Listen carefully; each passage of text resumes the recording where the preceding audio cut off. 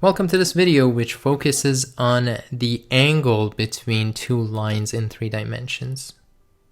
Some of the prior knowledge that you should have before watching this video are 2-dimensional and 3-dimensional lines and dot products. As a very quick review, the angle between vectors, so if you have vector, let's say b1 and b2, the angle in between can be found using the dot product, and the dot product says that the dot product of b1 and b2 is equal to the magnitude of b1 multiplied the magnitude of b2 times cosine of theta, and we can rearrange for cosine of theta to be the dot product of the two vectors divided by their magnitude. And we can use that idea to find the angle, which is often between or always between 0 to 180 degrees. Now we're talking about angle between lines today, and when the two lines intersect, if they don't intersect at 90 degrees, 0 degrees, or 180 degrees, they will always form an acute angle and obtuse angle. We're going to focus on the acute angle here. So for acute angles, cosine of theta will be larger than 0. That means it needs to be positive. So we're going to use the direction vectors as we did with vectors, and the cosine of the angle will be the dot product of the two direction vectors divided by the magnitude of each individual vector. And that magnitude sign makes sure that the value of cosine of theta is positive, and therefore the theta angle will be the acute angle between the two lines. Now let's imagine we have two lines, line R1 and R2.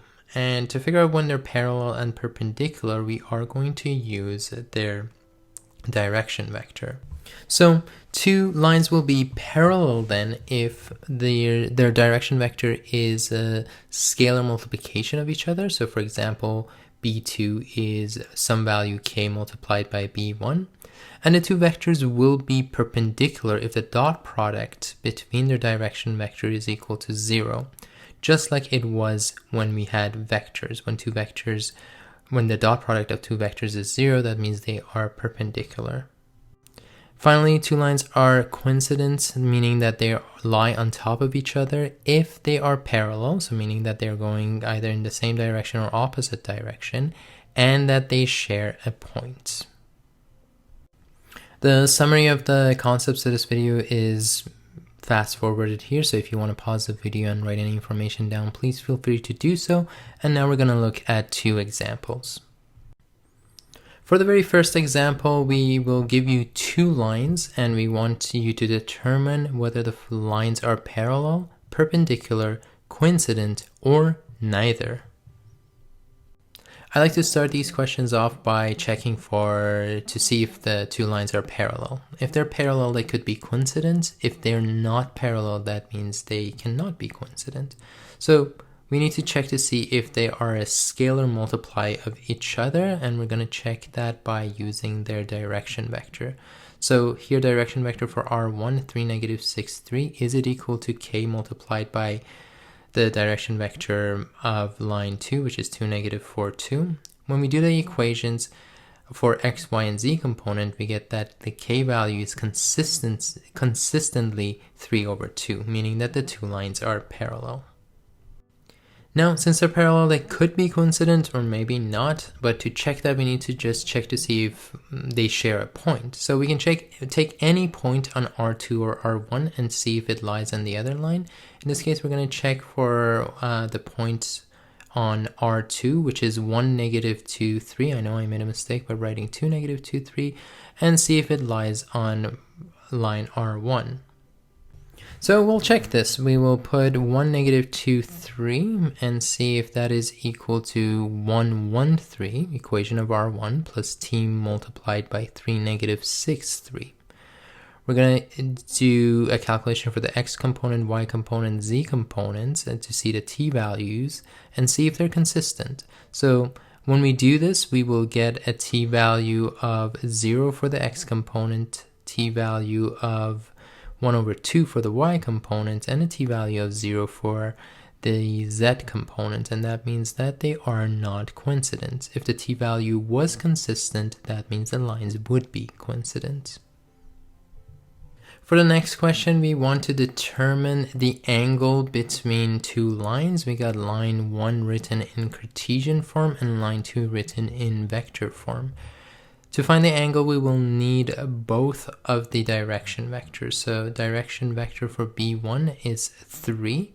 For the y value, for the y component, you can see that it's 7 minus y over 3. So we need to change that to negative y minus 7 over 3, which means that that component is negative 3.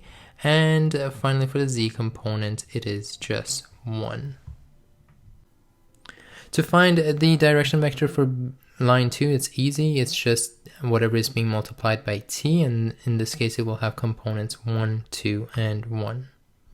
Now, cosine of theta is going to equal to the dot product of the two direction vectors, their magnitude, divided by the magnitude of two individual direction vectors.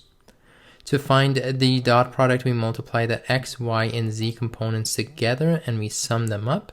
In this case, it's 3 times 1 plus negative 3 times 2 plus 1 times 1. And we will take the magnitude of that, and we will divide that by the magnitude of b1. And that magnitude is the root of its x component plus y component plus z component, all squares. And that will give us 9 plus 9 plus 1, which is root 19. And we will do the same thing for direction vector b2. Its magnitude is x component squared plus y component squared plus z component squared, all rooted, which will be root 6. Here, cosine of theta will equal to the magnitude of negative 2 on the numerator, which is just 2 divided by root 19 and root 6. And when we take the inverse cosine, we will get the angle to be 79.2 degrees rounded to 3 significant figures. And this is the acute angle because we use the absolute values. I have prepared 2 practice questions for you folks to try out on your own, and I will try to post a solution to these as soon as I can on a separate video. I hope that this video was helpful in giving you an idea about how we can calculate the angle between two lines and how they're connected to the angle between just regular vectors. Thank you for watching.